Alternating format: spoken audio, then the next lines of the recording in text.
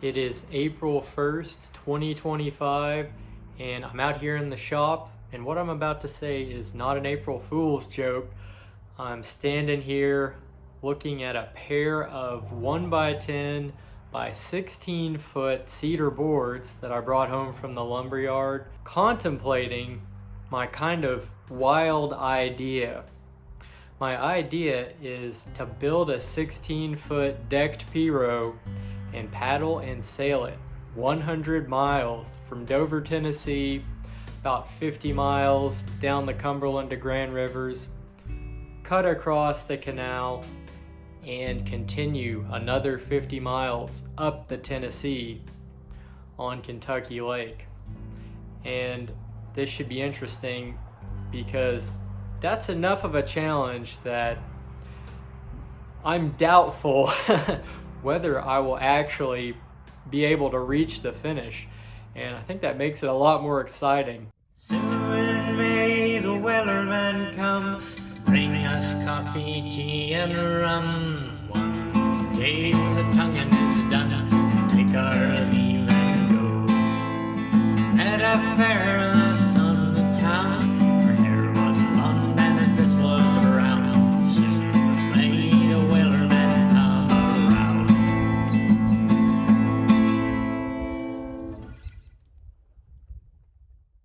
On this channel, I build small wooden boats to use them. Despite their charming old-time appearance, I don't build them to stand around and admire or show off to friends, but to put them to work. My boats are built to explore the many creeks and miles of shoreline of the lower Cumberland and Tennessee rivers. In this pursuit, I've found a unique closeness to nature and to the past, and for me, this is really what boating is all about. Exploring the backwaters in a wooden boat seems to stir the same ancestral memory as fishing, hunting, or just going for a walk in the woods. Drifting down a clear, shallow river, eagerly anticipating the view around the next bend, you know, this is what we're made to do. And this is fundamentally what drives me to continue sharing my passion. Over the last few years of boat building and adventuring, I've made a lot of progress on my journey as a riverman. I've completed many successful builds, gained a lot of confidence on the water, and gained experience sleeping out in the backcountry. But in the spring of 2025, I still wasn't satisfied with my abilities as an outdoorsman. I wanted to get really comfortable being on the river for an extended period of time. I'd been on countless overnight trips in my little boats, and even a 3-day trip in my 15-foot skiff, but I still lacked the kind of experience you can only get from an extended voyage. It was time to change that. I made a pact with myself to finally take that big trip on the lower Cumberland. My initial goal was 100 miles in about 8 days, I thought, north from Dover, Tennessee to Grand Rivers, Kentucky on the Cumberland, then south to Paris Landing, Tennessee on the Tennessee. Admittedly, this was a very optimistic goal, almost certainly too optimistic, but I needed to think big in order to cultivate a long voyage mindset. With this 100-mile goal in mind, the question was then, what boat to take? As you regulars know and possibly can relate to, I own way too many boats. Everything from a 15-foot O'Day Osprey sailing dinghy down to a 10-foot plastic kayak found abandoned on an island, plus many home-built sail, oar, and paddle craft in between. But despite having a small armada to choose from, I felt none of my boats were quite right for the trip I envisioned. I needed a boat that was both capable of meeting the challenge and of creating a certain type of big river experience. I had specific criteria in mind. First of all, I wanted to be close to the water and close to nature on this trip, so the boat couldn't be too big, but must be substantial enough to easily carry over 100 pounds of food, water, and camping gear, plus me, the skipper. Being out for a week or more, I would almost certainly encounter rough water at some point, so she must be stable and reasonably seaworthy. She ought to be capable of sailing when winds are favorable, and easy to row or paddle. She must be small and light enough to handily access the riverbanks to make camp, and get up small creeks to find clean drinking water. Finally, I wanted something that would allow me to face the right direction for the duration of the voyage. In other words, some type of paddle craft, not a rowing boat. The design I came up with was this, the Pelican Punt. She's 16 foot long, extra beamy like a big canoe, and decked out. And of course, flat bottomed, like all the boats I build. Her main propulsion is a kayak paddle, but she can also utilize a small sail. Crowned decks and coaming boards are a critical part of the design, allowing me to stow my provisions and gear in a cool, dry place, and keeping water out of the cockpit in heavier conditions. On paper, it seems a lot like a larger, decked version of my 12-foot solo P-row, and it kind of is in some ways, but on the water it would turn out to be an entirely different animal. I chose the name Pelican Punt for the clear similarity to various traditional fowling boats, historically used to hunt water birds. These shallow water working craft are often referred to as punts, especially in the British Isles. Punting is a means of propelling a boat by pushing off the river bottom with a big stick. But punts may be driven in a variety of ways. The name punt refers to a particular style of flat-bottom boat, most often used to pursue waterfowl on shallow marshes, wetlands, and rivers. Pelicans are obviously not game birds, but they are the mascot of Cumberland Rover, and I'd personally be more likely to use this boat to sneak up on a flock of pelicans just to observe them than to hunt ducks or geese. If you want to follow along with my build, you can download the full plans for my 16-foot Pelican Punt, linked in the description of this video, as well as plans for the more portable 12-foot solo P-row. But let's not get hasty. You'll want to keep watching to see each step of the build and the finished product. In fact, you can build a boat very similar to my Pelican Punt with the information shared freely in this video. But all critical dimensions are disclosed in the plans, which include step-by-step instructions, detailed CAD drawings, and even a sail plan and rigging diagram. Thank you to those who support my work by shopping the growing catalog of small boat plans on cumberlandrover.com. I genuinely can't do it without you. As with all my boat projects, the build began in the lumber yard. There I spent a while digging through the stacks.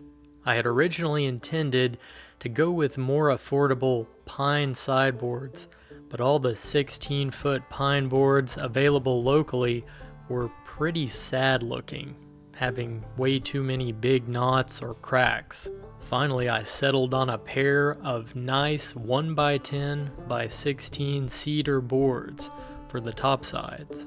Cedar is often several times the price of pine, but it's significantly lighter and very rot resistant. And in this case, I didn't mind shelling out the cash because these boards were some of the best quality I've found in local lumber yards.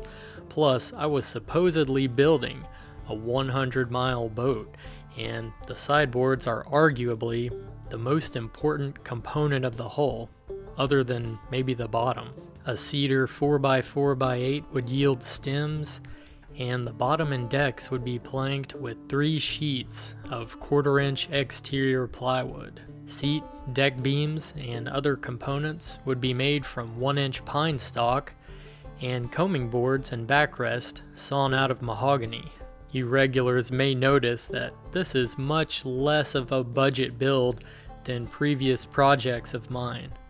The cedar 1x10 by 16s were about $80 a board, and mahogany is extravagant, at least by folk boat building standards, but I figured it was worth doing that little bit extra for a serious river cruising boat. The Pelican Punt is built using the same general process as all my flat bottom boats. The hull is formed upside down, with the sideboards sprung around a central trapezoid-shaped mold and fastened to the stem and stern. The bottom is planked, then the boat is turned upright, and the interior fitted out with seat, ribs, and beams. Finally, the deck is planked, and it all goes together with deck screws and PL Premium construction adhesive as usual. I began work by scribing a midpoint line on each sideboard and drilling pilot holes where the boards will be secured to the mold with number 8 by 3-inch deck screws. I then cut bow and stern rake with a circular saw. Next, the mold was cut from a pine 1x10. The mold is a temporary fixture that determines the beam or width of the boat, outward angle of the sides, and rocker on the bottom of the hull. Rocker is just the gentle curve of the bottom from bow to stern. This curve helps a flat bottom boat move efficiently through the water, or at least more efficiently than a dead flat bottom. I'm about to rip the stem out of this cedar 4x4, so what I've done here is just marked a 1.5-inch section there between the longer pencil marks, and that will be the sharp end of the stem.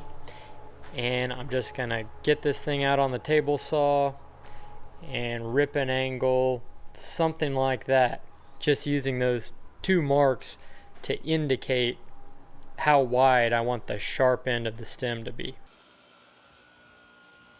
I ripped symmetrical stem and stern pieces from the cedar 4x4, leaving each a little long on purpose. This is mainly to help support the hull during the build process. When installed, the stems are allowed to hang out in both directions and cut flush later. With the mold elevated on posts, the posts fastened to a strongback and the strongback secured to the shop floor with masonry screws, the sideboards were then fastened to the mold at their midpoint mark. I've got a couple of screws started there at the midpoint of my side plank, and I'm just going to pick up the board and line up my pencil mark with the center of the mold and drive those 2 screws into the end grain of the mold.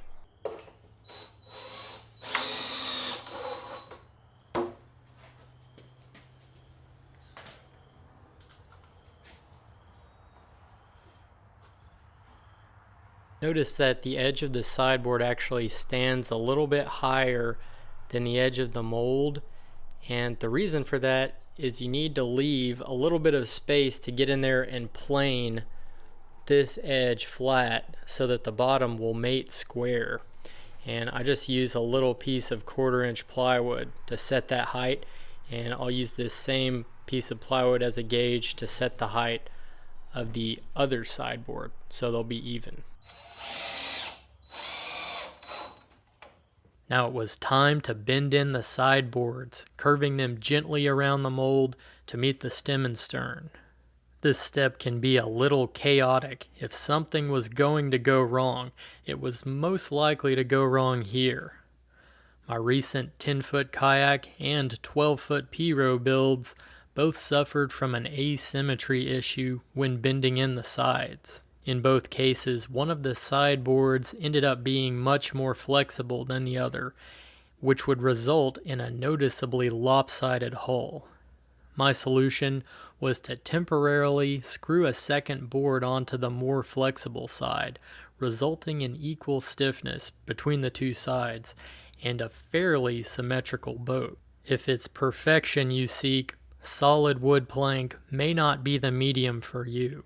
The planks will not bend perfectly, but this is just a part of folk boat building. Looking at old photos of common man's wooden work skiffs, John boats, and the like, hulls are often noticeably uneven. The same is often true of primitive dugout canoes. A boat doesn't necessarily have to be that even-sided to serve its purpose. To me, a little unevenness just contributes to a feeling of being handmade and old-fashioned, perhaps suggesting an archaic standard of form compared to our modern mechanized world where even something as simple as a toothbrush must be manufactured within microns. Well, organic beings are not perfectly symmetrical, and wooden boats are made of a once living material. So I say we need not strive for perfection in building them. Part of the appeal of folk boat building, of building a wooden boat, is that connection it offers with the past. And people have been building wooden boats long before tape measures were commonly available or even standard units of measure.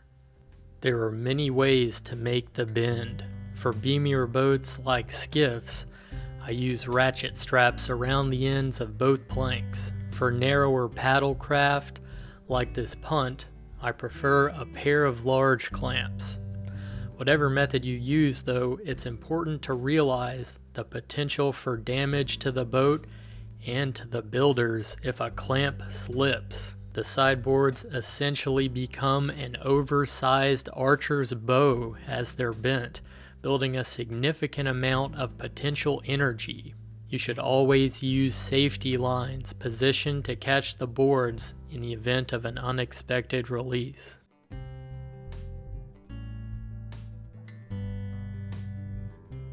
I fasten the sides to stem and stern with a healthy dose of Loctite PL Premium and number 8 by 2-inch deck screws. Alignment of the sides can be done by eye, or you can mark the forward edge of the stem for more precision if you want. In the finishing stage, an outer stem is added forward of the inner stem, bringing the bow to a point.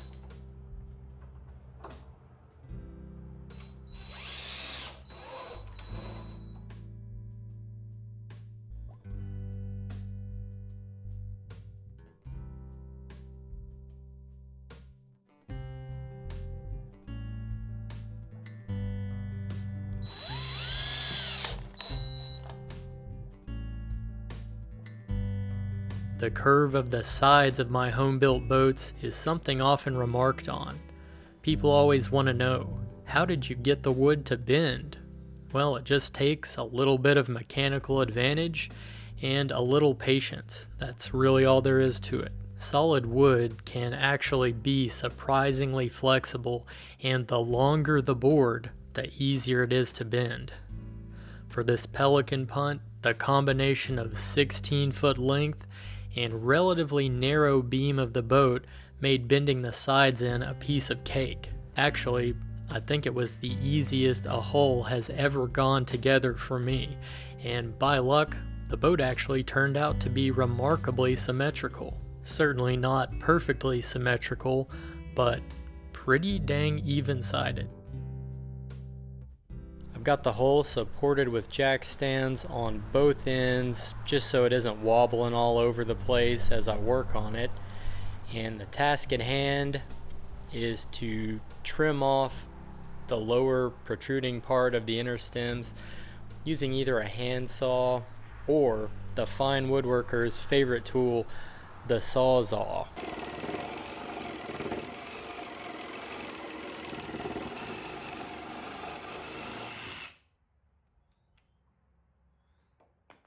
So I've got this level laid across the lower edge of the sideboards, otherwise known as the chines, and notice how it doesn't sit flat. There's a little bit of a gap right there, and that's because the sideboards are angled and flared out. Well, in order for the bottom to mount correctly, I need to make that flat. So the next step is to take my power planer and belt sander and just flatten out this lower edge of the sideboards using the level as a gauge. I don't really care about levelness here. I just want both sides to be flat and even with each other so that the plywood bottom will mate correctly.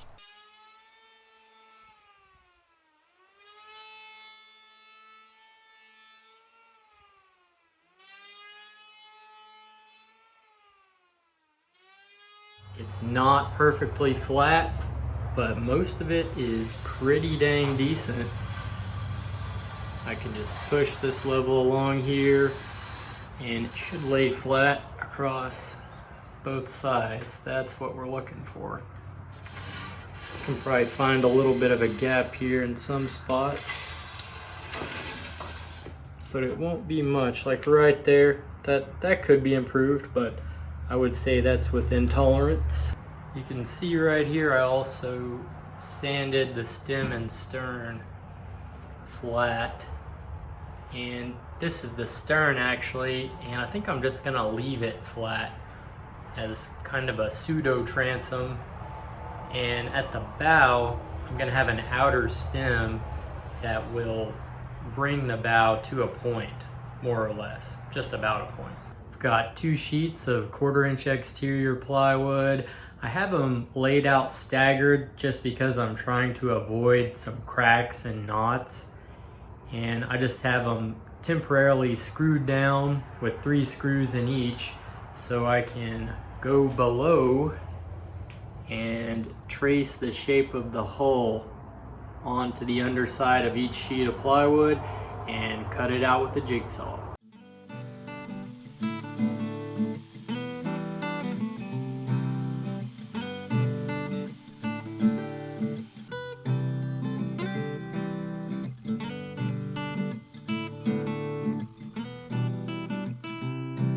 I have found that it's best to cut just a little outside your line and leave it a little bit fat, and then after you've screwed and glued the plywood to the hull, you can come back with a planer and a sander and plane it flush to the hull, and I've just found you get a better fit that way.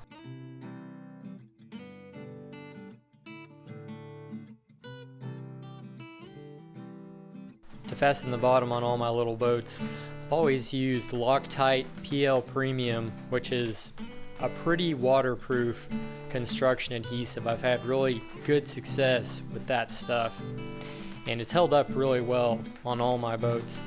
And I also will use number 8 by 1 5/8 deck screws. I like to use the Torx bit heads. You could use the cheaper Phillips screws. They're just kind of a pain to drive and you end up stripping out a lot of heads, but you can save some money on using cheaper screws. They'll hold just as well.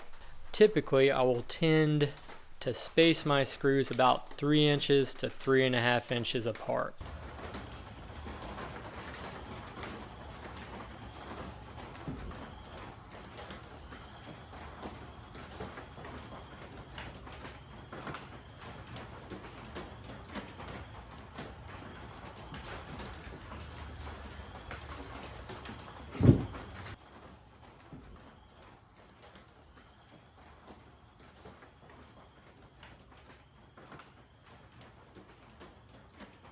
Welcome to the underground. I'm under the hull here and I'm seeing some excess glue that's squirting out of that joint between the bottom planking and the sides, and that's a good thing because that means the joint is fitting tight and I've got it screwed down securely to the side planks. But I don't want to have to look at that on the interior of the boat, so I just come in here with a putty knife or a little scrap of wood with sharp edges or something and just get in here and scrape out all the excess glue. And by this point it's usually pretty firm and starting to set up, so it's just the right consistency to make it easy to scrape off. You'll have to pardon that noise in the audio. It's raining again and it's gonna be a rainy week of boat building, and you know, I don't mind listening to that on the shop roof as I'm working. So I've got the chines really cleaned up and I've got a good clean edge there. All I do to achieve that is first plane it pretty close to flush with the power planer.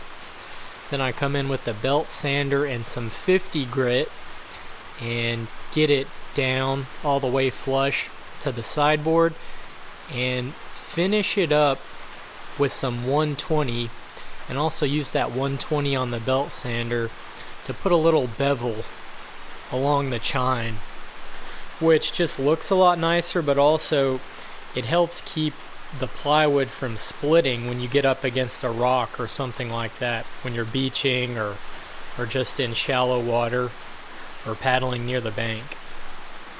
So now I think it's time to turn this boat upright and see what we've got.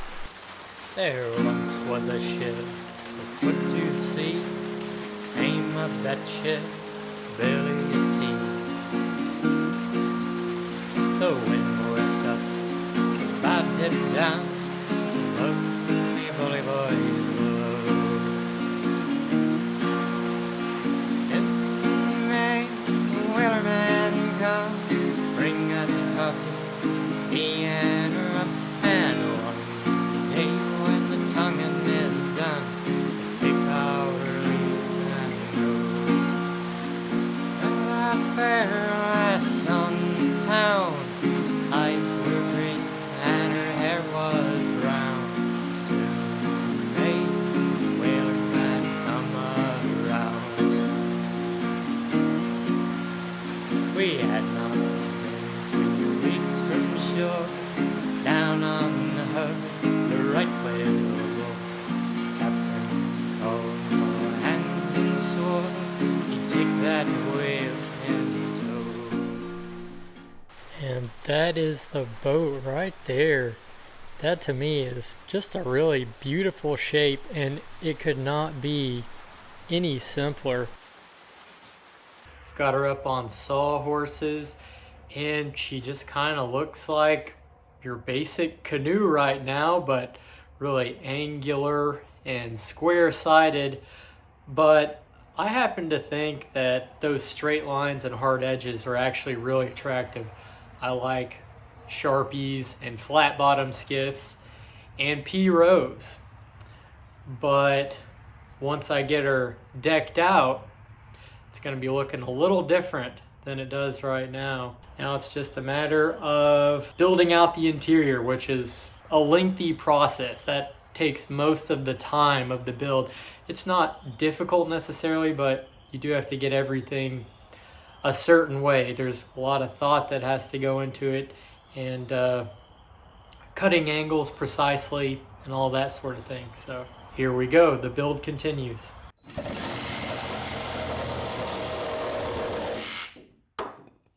Because plywood is only sold in 8-foot lengths commonly, and we've got a 16-foot boat that's just a hair under 16 foot on the bottom, there ends up being a joint right about midship, just slightly aft of it actually is where I've positioned my joint. So this has to be made tight, obviously, and the simplest way to do it is with a butt block, which is just a solid board that will be laid over this crack between the two halves of the plywood bottom.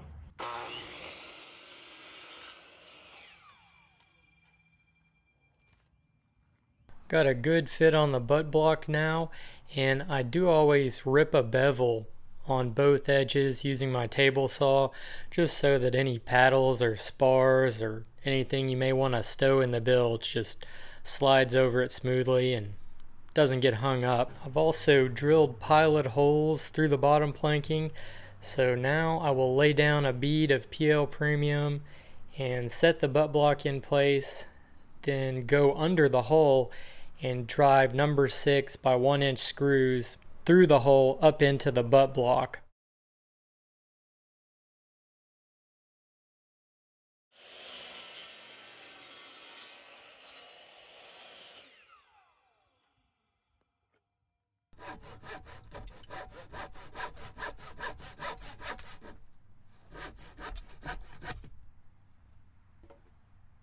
The seat will actually rest on these cleats, and each cleat is just a strip of cedar 1.5 inches wide by 8 inches.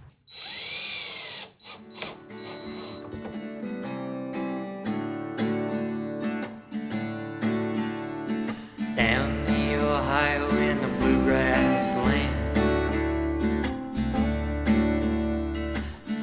my skiff on Kentucky sand, swept away in the Louisville flood.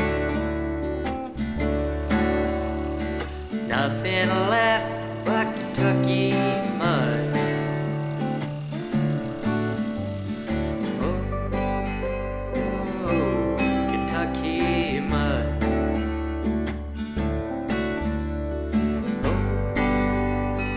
Oh, Kentucky mud. Rocks in my fiddle and holes in my shoes. Ain't gotta die for the bourbon booze. Washed away in 37 flood. Nothing left but Kentucky mud.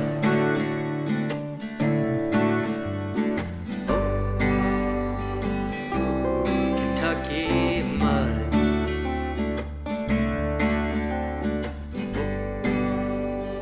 Oh, Kentucky mud.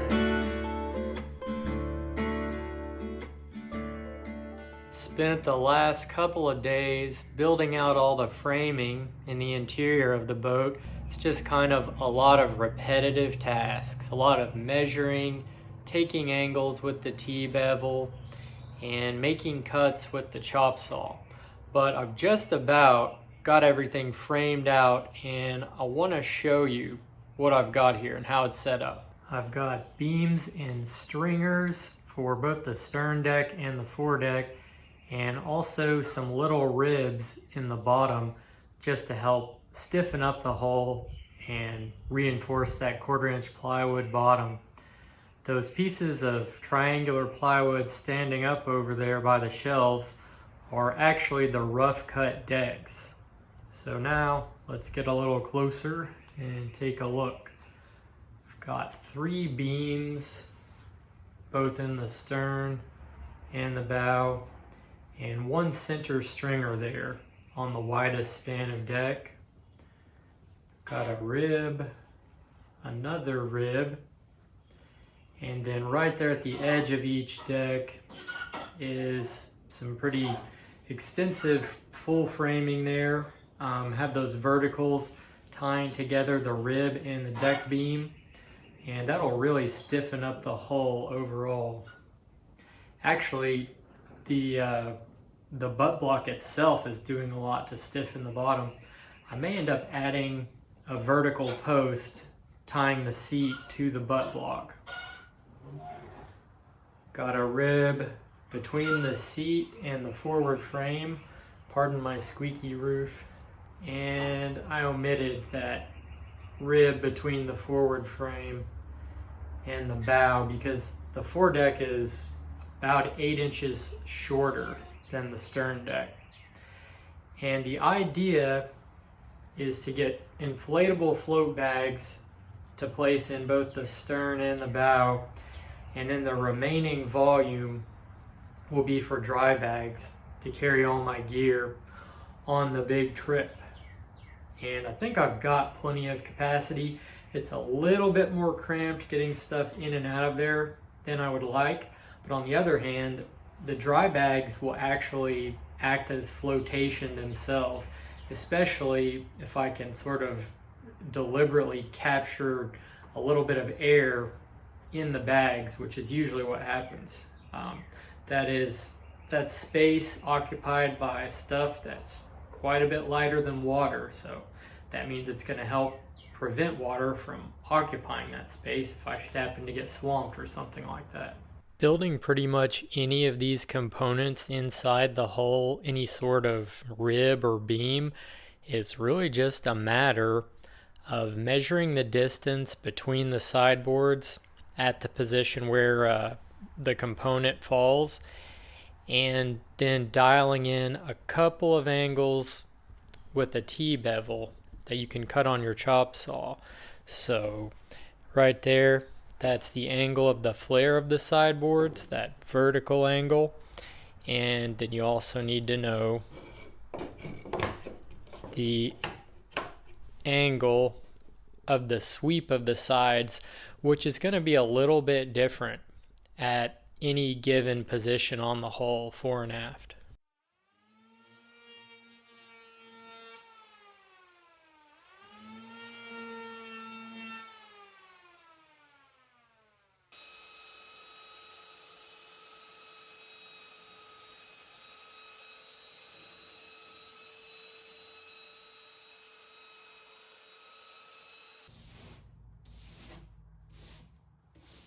So right now the boat has this big, blocky, frumpy bow, and that's no good. We want the bow to come to a point more or less so that it looks nice and cuts the water.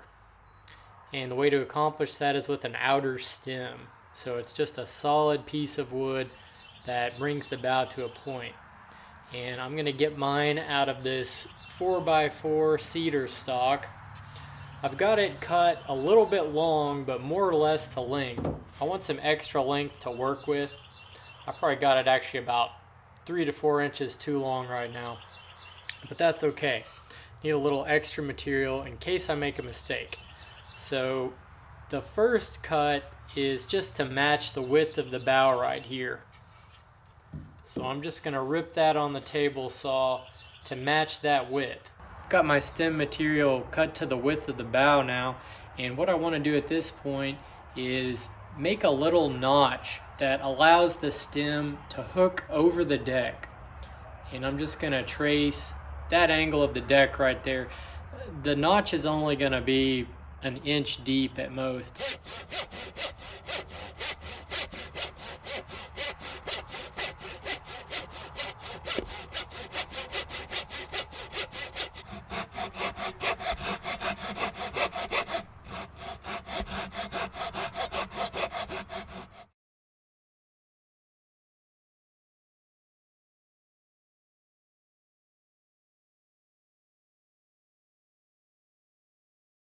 I penciled in the rough shape that I want to have on the head of the stem, and I would cut that with a jigsaw if I had a blade longer than 4 inches, but I don't, so I'm just approximating the curve with the chop saw, then I'll round it off with the belt sander.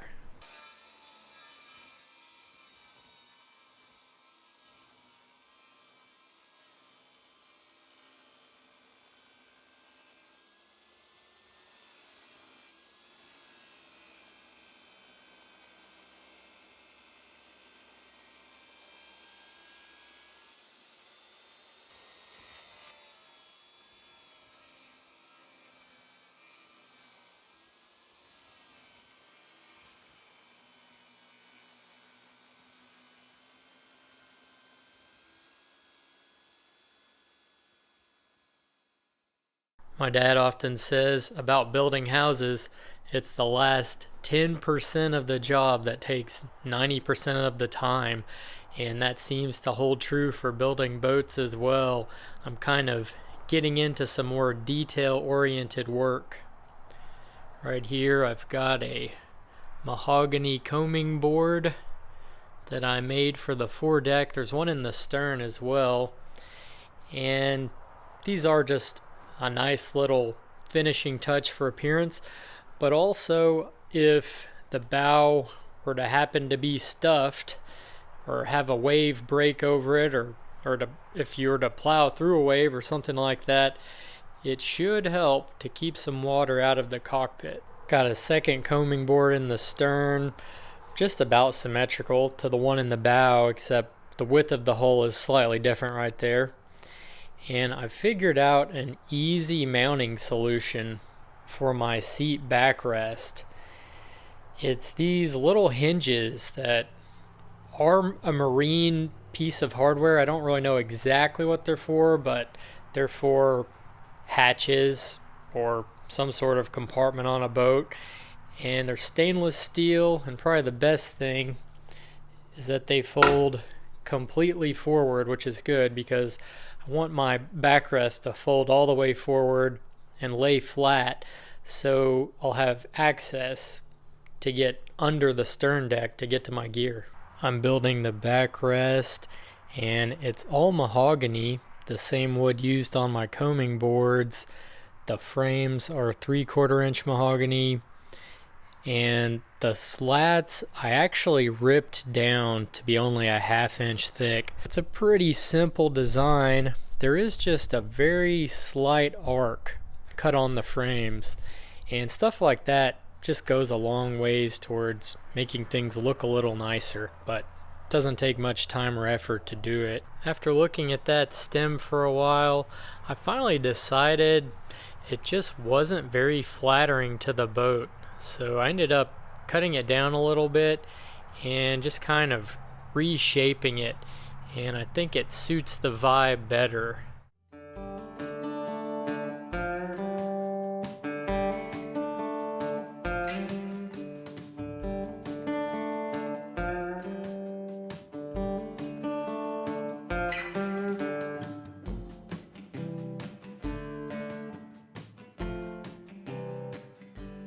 After fitting a simple skeg, she was ready for paint. I stuck with the usual acrylic house paint because that's just how I do it, and it's worked so far. The color is called Starless Night. It's kind of the darkest possible navy that isn't black, or at least pretty close to that. It's true a coat of epoxy before painting would probably make the hull last longer, but the stuff is expensive, messy, and toxic. Personally, I can't stomach working with it. Based on my testing, well-maintained acrylic will keep the boat rot-free long enough to satisfy my purposes. But I'm a guy that builds and sails mini boats, so my approach may not suit everyone. That said, I believe well-maintained exterior house paint is more than good enough for the average freshwater recreational boat. My 12-foot sail and oar skiff is living proof of this. Painted thusly, she has stood up to over a year of hard weekly use filming Cumberland Rover videos, and she's still rot-free and going strong. And I don't baby her, far from it in fact. Some might consider it an abusive relationship. All I do is slap a coat of acrylic house paint on the bottom every few months.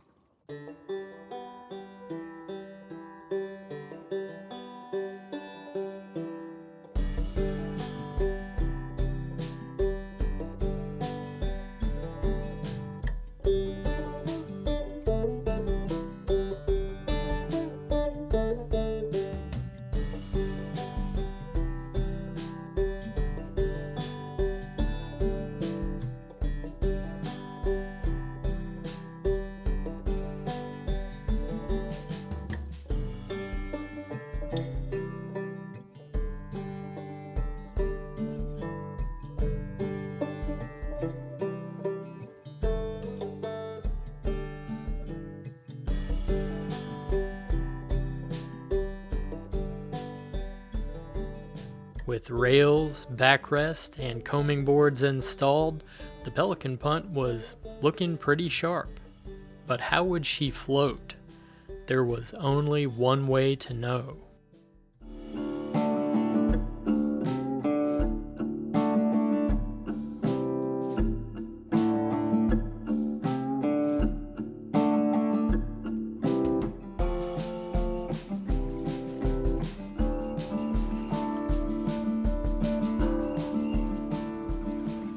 On launch day, the creek was way up due to historic spring flooding in Kentucky. The small rectangular sign near the center of the frame marks where I would normally park my truck at this location, but that spot was under 4 feet of water.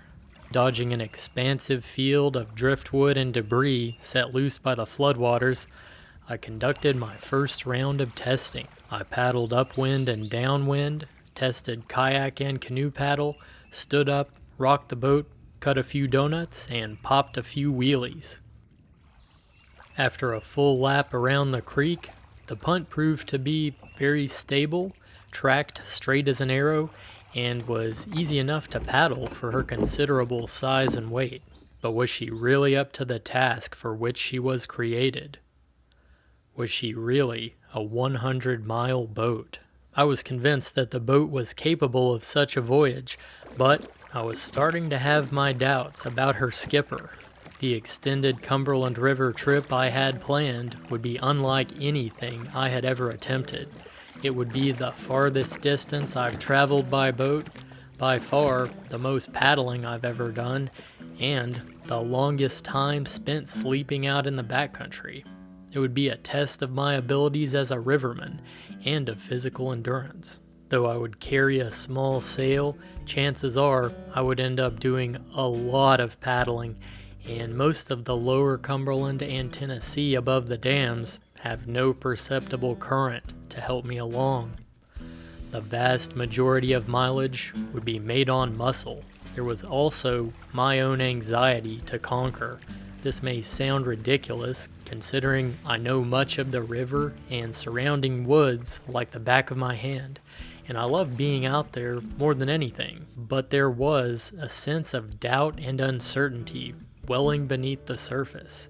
A week alone in the backcountry is a long time, and my journey would begin on uncharted waters near Dover, Tennessee, a good distance south of my typical home range on the Cumberland River. There, I would have to choose between the narrow river channel with heavy barge traffic or navigating the spooky, maze-like flats with many islands and winding passages among flooded timber. I also questioned my ability to handle the sheer volume of paddling required. I figured I would likely be laboring away 6 to 8 hours a day to get anywhere near my 100-mile goal. There's always the possibility of getting lucky with favorable winds, but it's not something you can count on. Conditions have to be just right to sail any of my little boats on the big part of the river. My route along the Cumberland Channel near open water would make favorable conditions even less likely, as even with the right wind, a lingering chop or swell is prone to cause problems for a little punt, making sailing impractical or even dangerous. I decided the best way to quell my anxieties was to first embark on a 3-day test run, rather than charging haphazardly into the big trip. I needed to learn more about the Pelican Punt's capabilities and my own abilities. There were also many logistical issues to work out. I needed realistic data on food, water, and power consumption, and I needed to know how the punt handled when loaded down with these provisions. I also had new, untested camping gear to get familiar with, so a couple nights on the north elbow of Lake Barkley would provide the information needed to face the big trip confidently. Previously, I would have considered 3 days a long trip, but I had already begun to think of it as just a couple of nights out, which was exactly the point, to get very comfortable being out on the backwaters for an extended period of time. To settle in, as I would come to say. Join me next time for 3 days on the Barkley Elbow to find out if me and my Pelican Punt have what it takes to make my big river dream into reality, or if I'm just dreaming. If you had fun watching me build a Pelican Punt, I can promise you'll have a lot more fun building your own. Plans for the 16-foot Pelican Punt are now available for download from cumberlandrover.com, linked in the description of this video. As demonstrated, construction is a very simple process. If you're reasonably handy and familiar with power tools, you can build a Pelican Punt. I built her to be a river cruising machine, but she excels in many roles. The recreational paddler will appreciate her spacious cockpit and comfortable backrest, and anglers will find she's plenty stable to fish from while standing up. I know I said I don't build boats to admire them or show off, but there's no getting around the fact that a Pelican Punt is bound to turn some heads on your local creek. The PDF download features detailed CAD drawings with all critical dimensions labeled and step-by-step written instructions, as well as a sail plan. After checking out, a download link will be sent directly to your email address. Thank you for your support, and thanks for watching.